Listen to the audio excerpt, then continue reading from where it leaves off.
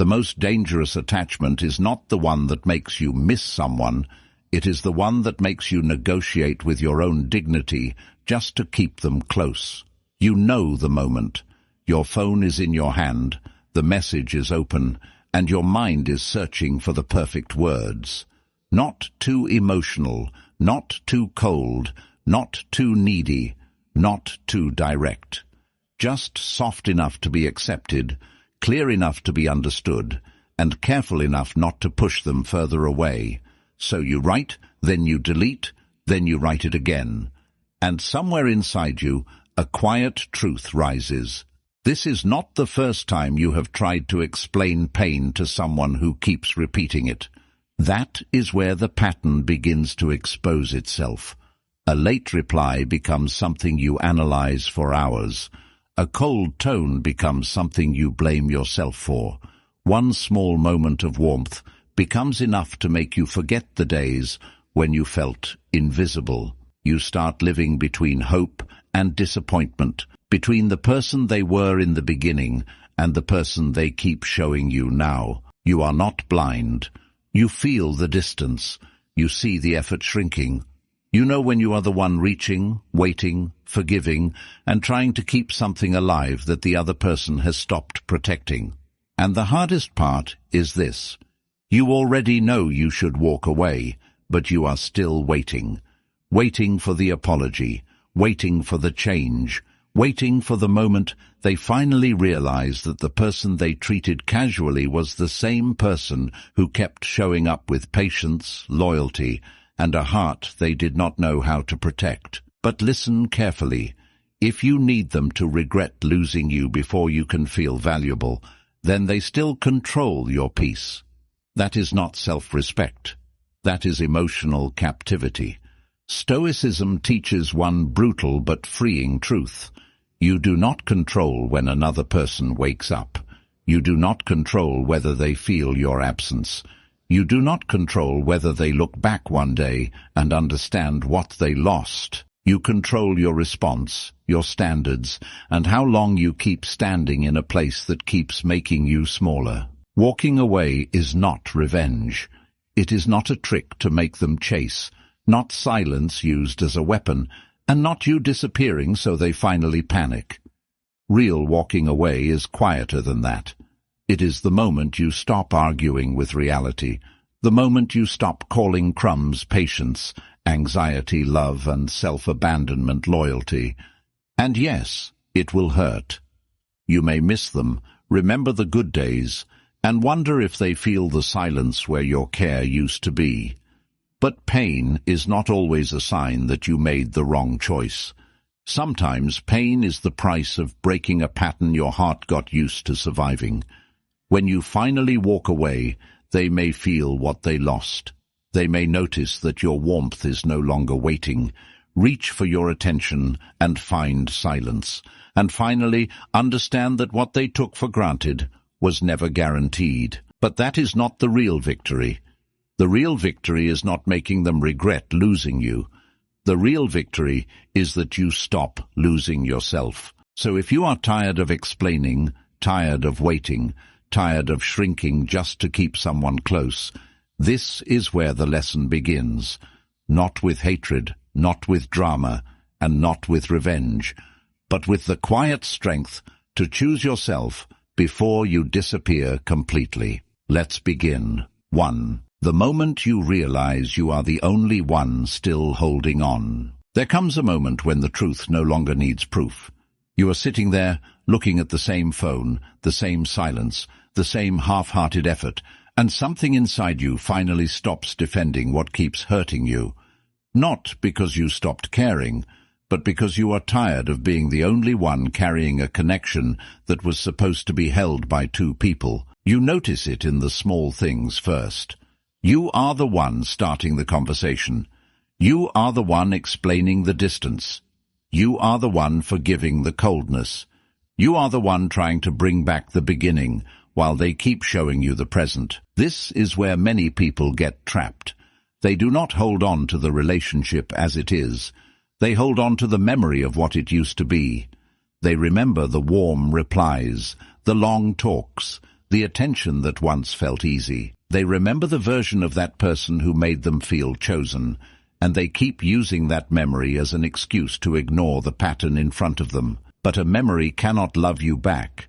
A beginning cannot protect your peace. A few good moments cannot carry a relationship that now makes you feel alone while you are still attached. Seneca wrote, "We suffer more often in imagination than in reality."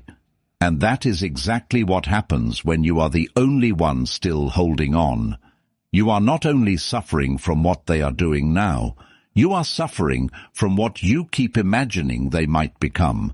You imagine the apology, the change, the message that explains everything, the moment they finally wake up and say, "I understand now." But while your mind is living in that imagined future, your body is living in the real pattern, waiting, doubting, shrinking, hoping, and losing peace. So the first Stoic step is not to hate them. It is to see clearly. Stop asking what their potential could be and start asking what their pattern has been. Do they show up consistently or only when they feel you pulling away? Do they care about your pain or only about the inconvenience of your reaction? Do they protect the connection or do they let you do all the emotional work and call it love? These questions are not dramatic. They are necessary, because if you do not ask them, you will keep mistaking your effort for their commitment. Here is the rule: do not keep watering something alone and then call it a relationship. If you are the only one repairing, the only one waiting, the only one explaining, the only one afraid of losing it, then you are not protecting love. You are protecting an illusion. And illusions are dangerous because they do not break all at once. They keep giving you just enough hope to delay your freedom. This does not mean the person never cared. Maybe they did. Maybe there were real moments. Maybe a part of them still has feelings. But feelings without effort will not give you peace. Feelings without responsibility will not give you safety. Feelings without consistency will keep you starving beside someone who gives you just enough to stay hungry. So before you ask how to walk away, ask yourself what you are still holding that they have already stopped carrying.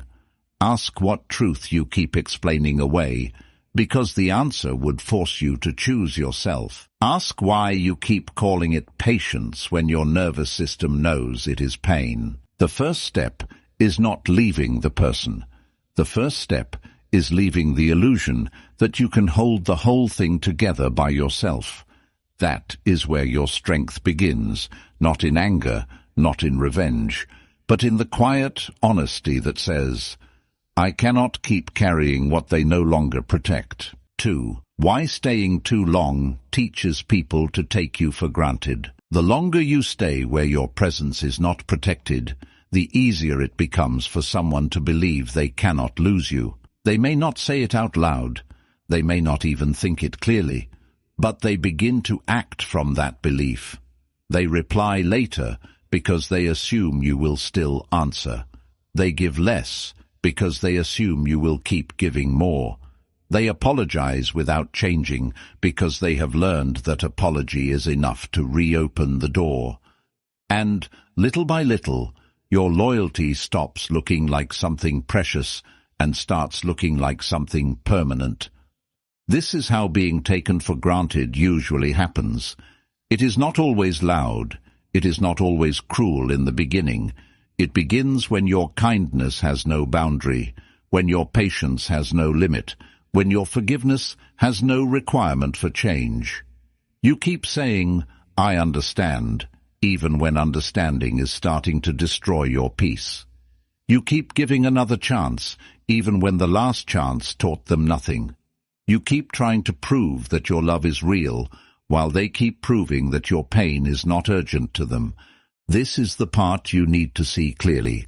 You are not responsible for their character, but you are responsible for the access you continue to give them.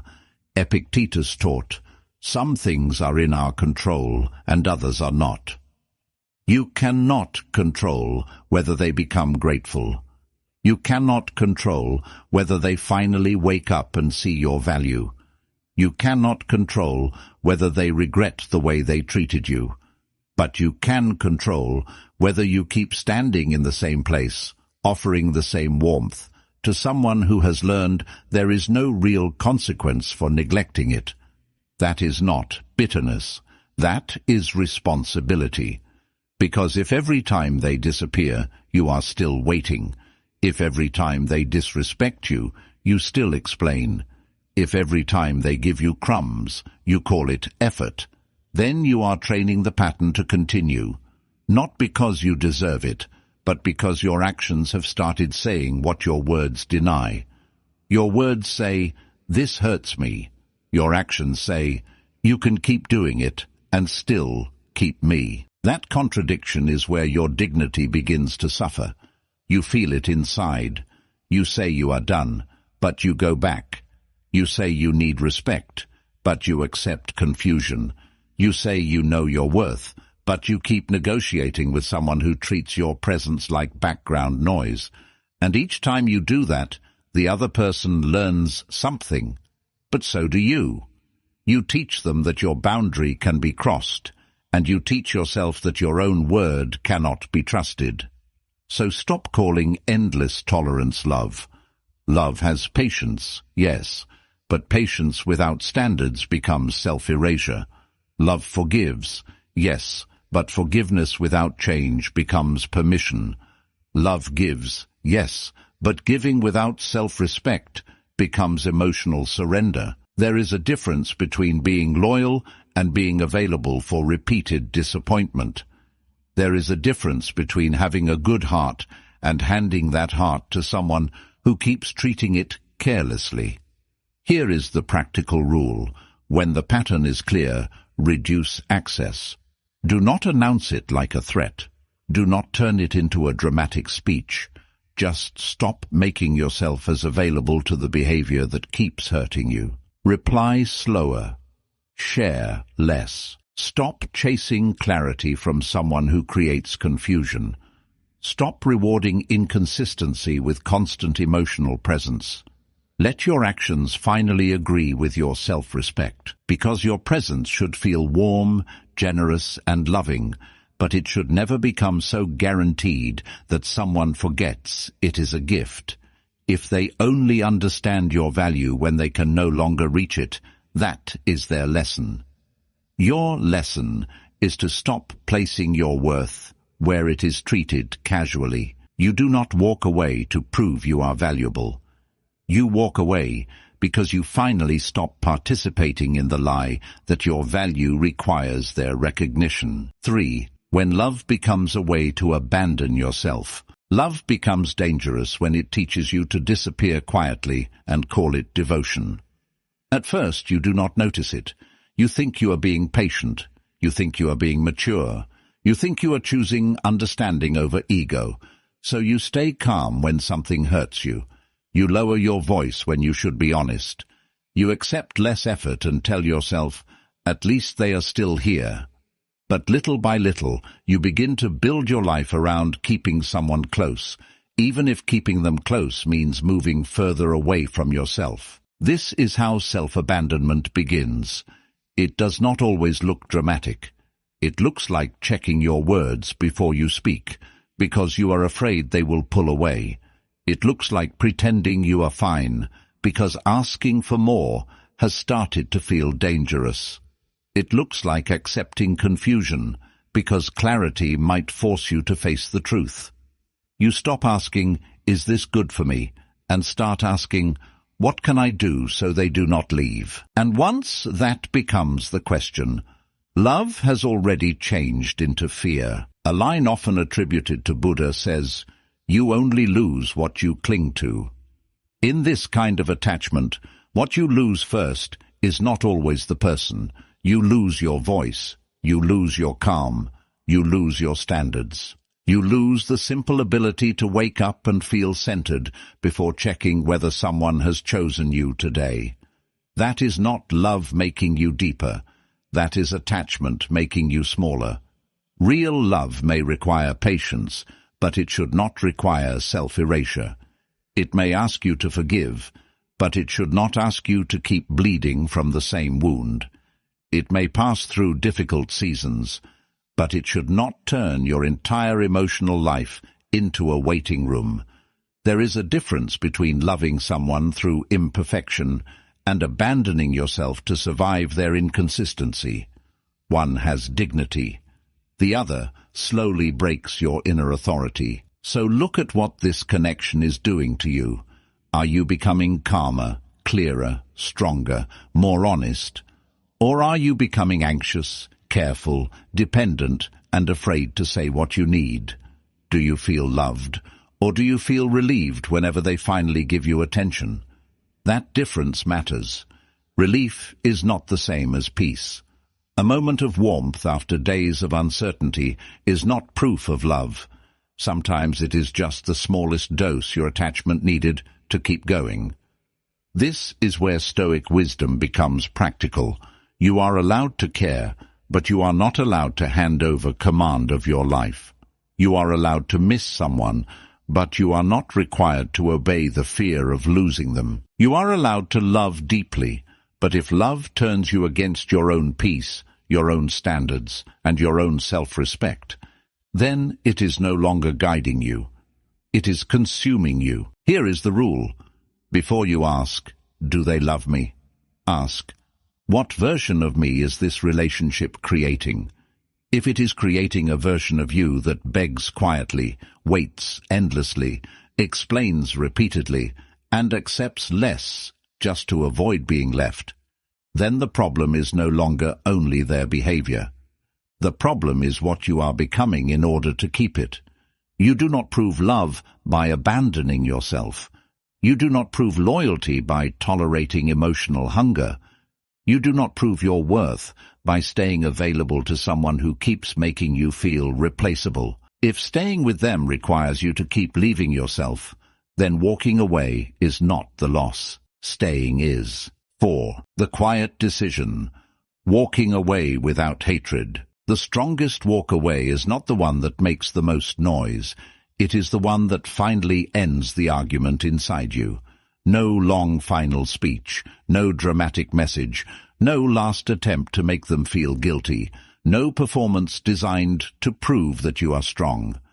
Just a quiet decision that says, I cannot keep staying in a place that is teaching me to disrespect myself. That is the moment walking away becomes self-respect instead of revenge. Most people wait until they hate someone before they give themselves permission to leave. They think they need rage, proof, a final betrayal, or a perfect explanation. But you do not need to hate someone to admit they are not good for your peace. You can remember the good moments and still respect the pattern. You can care about them and still stop giving them access. You can wish they had treated you better and still refuse to keep standing where you feel smaller every day. Marcus Aurelius wrote, "The best revenge is not to be like your enemy." That sentence matters here. Do not let their coldness make you cold. Do not let their neglect make you cruel. Do not let their inability to value you turn your heart into a weapon. If you leave, leave clean. Leave with dignity. Leave in a way that does not make your healing another form of attachment to what they did. This is where Stoicism becomes real, not as a quote, but as a decision. You stop asking, how do I make them regret this? And you start asking, what action protects my character? You stop asking, will they miss me? And you start asking, what does staying keep doing to me? You stop measuring your strength by their reaction and start measuring it by your ability to choose what is right, even while your emotions are still shaking. Because walking away will not always feel powerful in the beginning. Sometimes it will feel like grief. Sometimes it will feel like doubt. Sometimes your hand will want to reach for the phone and turn one more wound into one more conversation. That is the test. Do not confuse the urge to explain with the need to stay. Do not confuse missing them with being meant for them. Do not confuse pain with a command to return. Here is the practical rule. Leave from clarity, not from chaos. If you are leaving only to punish them, you are still tied to their reaction.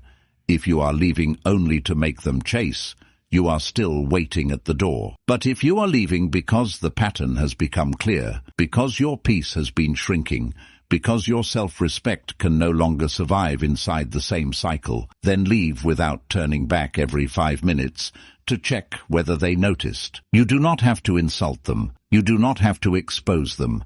You do not have to prove to the world that you were right. Sometimes the pattern itself is the proof. Sometimes the closure is not a conversation. It is the moment you finally stop participating in what keeps hurting you. Say what needs to be said, if it must be said. Say it once. Say it calmly. Then let your action carry the rest. That is not weakness. That is discipline. Anyone can leave with anger. Anyone can slam the door. Anyone can disappear just to create fear. But it takes a stronger person to leave without becoming bitter, to protect their peace without trying to destroy someone else's, to walk away while still having feelings and still choose not to abandon themselves again. You are not walking away to make them suffer.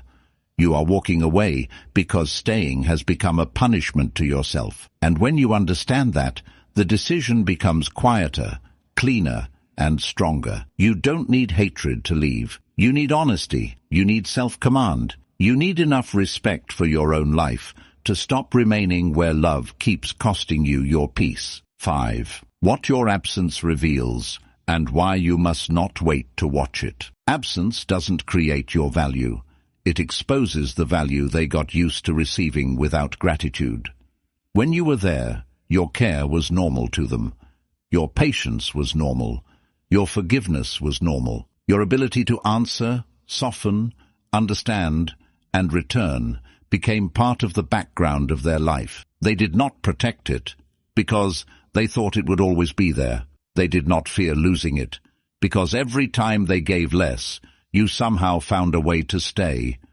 Then one day, you stop filling the space. You stop sending the first message. You stop explaining why you are hurt.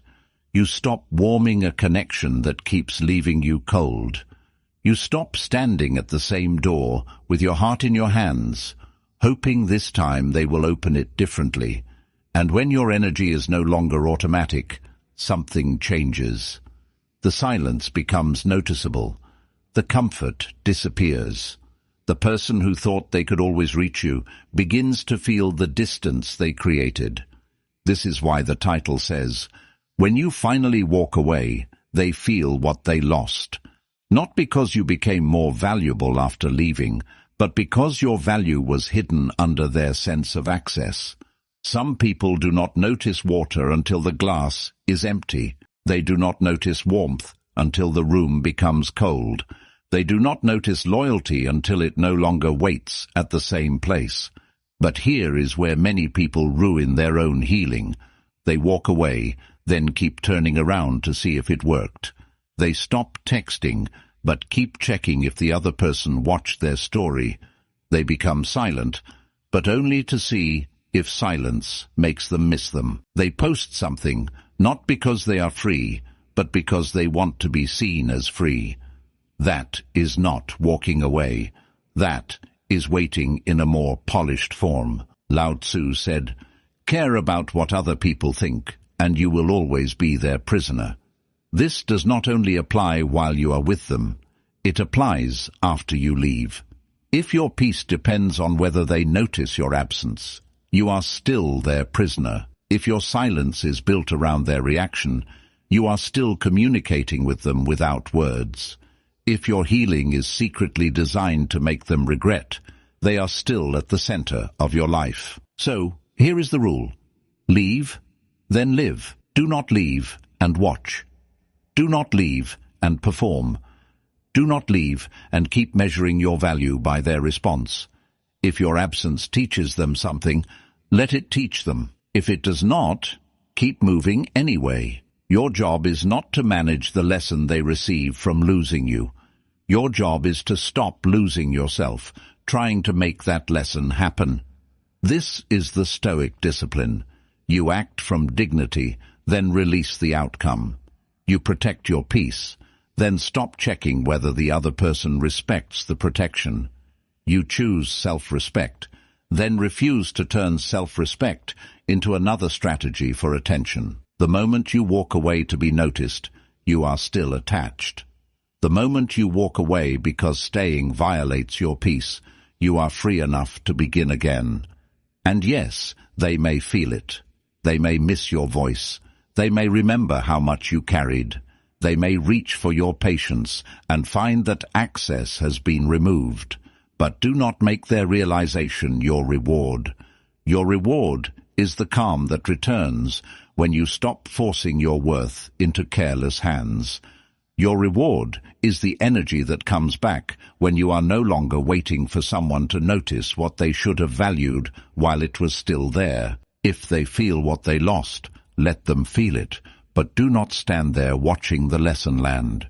You have a life to return to, and that life cannot begin while your heart is still facing backward. 6. The test. Do not confuse their reaction with real change. The real test begins when they feel you pulling away. Before that, the pattern is clear. You are tired, you are hurt, you are giving more than you receive, and you know something has to change. But once you step back, once your energy is no longer automatic, once your silence becomes real instead of threatened, they may finally react. A message appears. A call comes in. A soft sentence arrives after days or weeks of coldness. They say they miss you. They ask why you changed. They act hurt, confused, or suddenly emotional. And if you are not careful, the part of you that waited so long to be chosen will call this love. Do not move too fast. A reaction is not the same as transformation. Some people do not return because they finally understood your heart. They return because they felt the loss of control.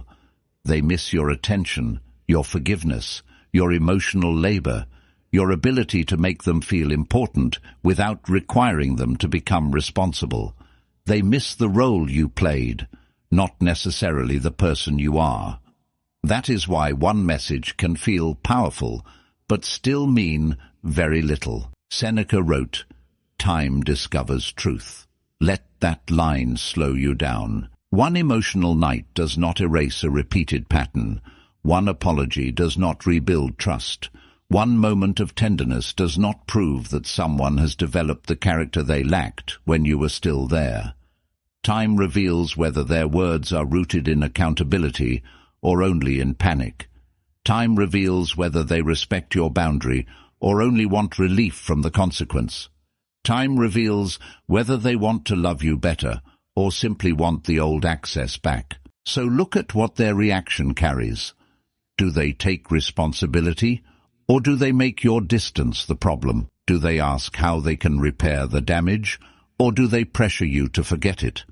Do they respect your pace, or do they rush you back into the same closeness that once made you easy to neglect? These questions matter because your attachment will try to answer them too quickly. It will hear, "I miss you," and forget the nights you felt alone. It will hear, "I am sorry," and forget how many times sorry was followed by the same behavior. It will hear emotion and mistake it for maturity. Here is the practical rule. Do not give old access to unproven change. Listen if you want to listen, but do not surrender your peace at the first sign of their discomfort. A person who truly values you will not treat your boundary like betrayal. They will not punish you for protecting yourself. They will not demand the old version of you who forgave quickly, answered instantly, and made their comfort more important than your clarity. Real change does not need to rush you. Real change can stand in front of your pain without turning itself into the victim. This is where many people lose the progress they fought for. They walk away, feel strong for a moment, then one soft message pulls them back into the same cycle. The other person becomes attentive for a week, maybe two. Then the old pattern returns, because nothing inside them actually changed. Only the threat of losing you changed their behavior temporarily. And if fear was the only thing creating effort, effort will disappear once they feel safe again. Do not punish them, but do not abandon yourself either. You can hear their words without handing over your life again. You can care without rushing back. You can miss them without letting one emotional reaction erase the truth your body had to survive. Let consistency speak longer than panic. Let behavior speak louder than apology. Let time test what emotion is trying to sell you. A reaction can reopen a conversation, but only consistent change can reopen trust. 7. The pain after leaving is not a sign you were wrong. The first pain after walking away will try to convince you that you made a mistake. You will miss the routine, the messages, the sound of their name, the small moments that once made everything feel possible. Your mind will start editing the story.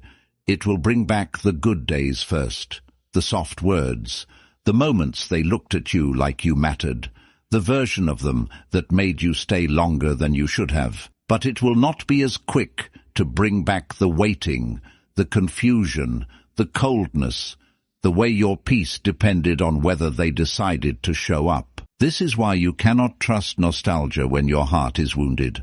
Nostalgia is not always truth. Sometimes it is memory with the pain removed. It shows you the smile, but hides the silence. It shows you the apology, but hides the repeated behavior. It shows you the beginning, but hides the pattern. And if you obey it too quickly, you will walk back into the same place and call it love, because your loneliness made the past look safer than it really was. A line often attributed to Rumi says, "The wound is the place where the light enters you." In this moment, the wound is not there to send you back. It is there to show you what still needs healing. It shows you where you were attached, where you were afraid to be alone, where you confused being chosen sometimes with being valued consistently. If you run back every time the wound opens, you do not heal it. You only cover it with the same person who helped create it. Stoicism does not ask you to feel nothing. It asks you not to become a servant to every feeling. You can miss them and still know you should not return.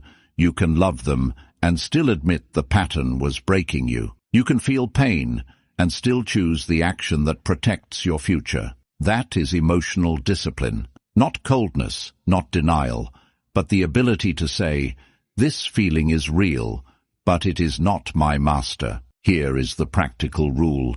When the urge to return hits, do not answer it immediately. Give it time. Walk, breathe. Write the message somewhere you will not send it.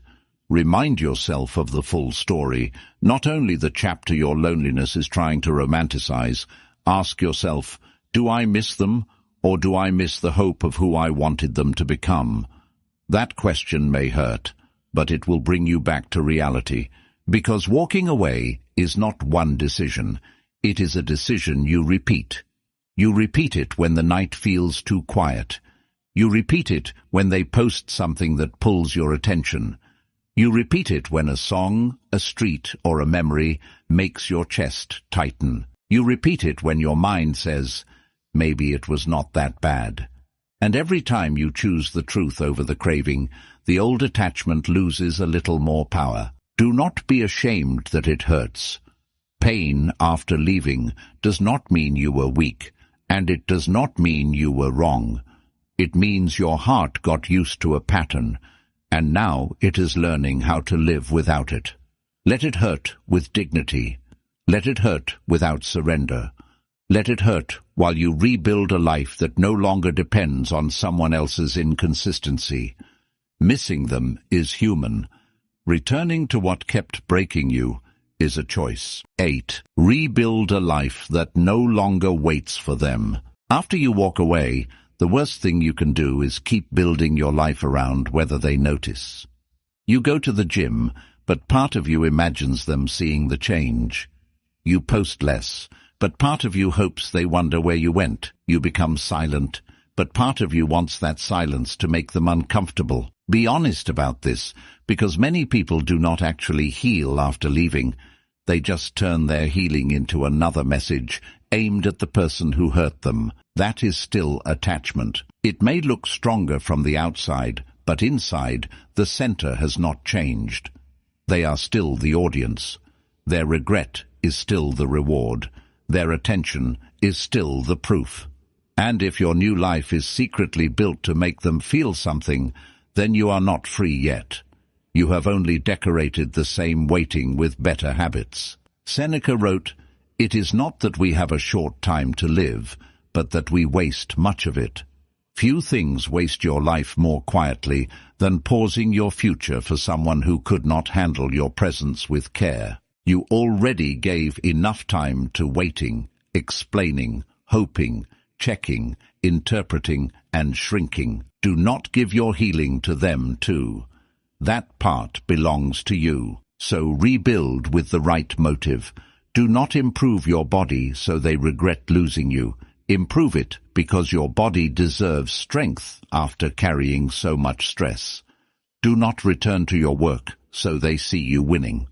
Return because your purpose deserves the energy you were pouring into uncertainty. Do not become more private so they panic. Become private because your peace should not be available to careless people. Do not rebuild your life as revenge. Rebuild it as recovery. Start with what is in front of you. Clean your room. Fix your sleep. Move your body. Eat like someone who has decided to protect himself. Stop feeding your mind with memories that reopen the wound. Stop checking their page and calling it curiosity.